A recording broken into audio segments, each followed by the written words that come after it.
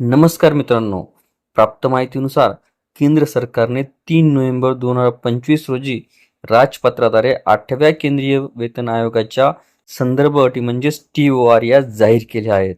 यात विद्यमान 69 लाख पेन्शनधारक आणि कुटुंब पेन्शनधारकांना आयोगाच्या व्याप्तीच्या बाहेर ठेवण्यात आले, ज्यामुळे AITUCने तीव्र नाराजी व्यक्त केली.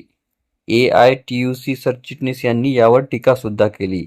वित्त विधेयक 2025 मधील बदलांद्वारे सरकारने पेन्शन सुधारण्याचा निर्णय घेण्याचा अधिकार असून 1 जानेवारी 2026 पूर्वी सेवानिवृत्त होणाऱ्यांना लाभ मिळणार नाही असा आरोप केलाय. यामुळे लाखो ज्येष्ठ नागरिकांच्या आर्थिक सुरक्षेवर प्रश्नचिन्ह उपस्थित झाले आहेत. तर आपण याबद्दल थोडक्यात जाणून घेण्याचा प्रयत्न करूयात.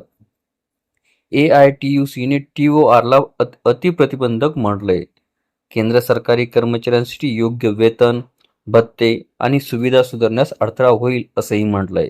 आयोगाला राष्ट्रीय अर्थव्यवस्था, आर्थिक शिस्त आणि विकासासाठी निधीच्या दृष्टीने शिफारसी करण्याचा सल्ला देण्यात आलाय. यातून व्हिडिओला सविस्तर बघण्यासाठी कृपया डिस्क्रिप्शन बॉक्समध्ये दिलेल्या लिंकवर क्लिक करा आणि संपूर्ण व्हिडिओ पाहावा.